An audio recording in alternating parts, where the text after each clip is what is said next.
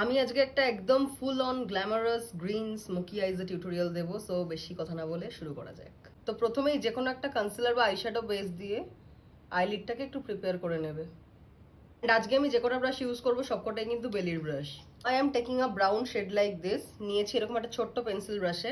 নেওয়ার পর আমাদের যে ক্রিজ লাইন আছে সেটাকে আমি মার্ক করব।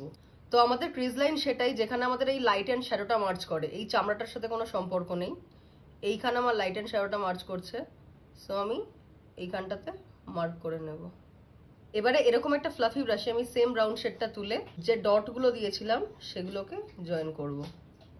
আর ততক্ষণই এটাকে ব্লেন্ড করব যতক্ষণ এই উল্টো সি শেপটা আমাদের প্রপারলি ব্লেন্ড হয়ে এক জায়গায় আসছে।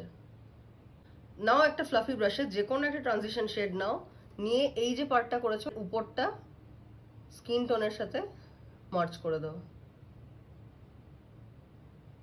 নাও আমি আঙুলে করে হালকা করে ব্ল্যাক তুলবো, তুলে লিড পার্টটাতে অ্যাপ্লাই করব। নাও একটা ব্রাশ নিয়ে এই ব্ল্যাকটাকে ঠিক ততটাই ব্লেন্ড করবো যতটা অবধি আমি ওই আগের ব্রাউন শেডটাকে টেনেছিলাম। এবারে আমি একটা গ্রিন তুলে ব্ল্যাকটার উপরে আমি পুট করছি, যাতে গ্রিনটা আরেকটু ইন্টেন্সিফাই দেখতে লাগে, কারণ শুধু লিডে গ্রিনটা ফেললে কিন্তু এতটা ব্রাইট দেখতে লাগতো না। তো ওই জন্য আমি আগে একটুখানি ব্ল্যাক অ্যাপ্লাই করে নিয়েছি, তারপরে I am putting on the green. Green smoky I তো এই পর্যন্ত হলো। এবারে আমি জাস্ট একটা গ্রিন শিমার নেব, নিয়ে লিড পার্টটাতে একটু অ্যাড করব যাতে জিনিসটা দেখতে একটু গ্ল্যামারাস হয়। এবারে সেই ছোট পেন্সিল ব্রাশ আর এই গ্রিনটা ইউজ করে আমি লোয়ার ল্যাশ লাইনটা করব। কর্নারটাতে হালকা একটু ব্ল্যাক অ্যাড করব যাতে জিনিসটা আরো দেখতে বোল্ড লাগে।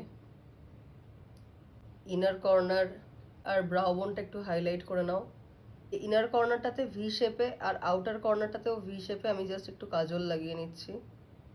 আমার যেমন আইল্যাশ একদম স্ট্রেট, সো আমি মাস্কারা লাগানোর আগে একটু কার্ল করে নেওয়াটা প্রেফার করি।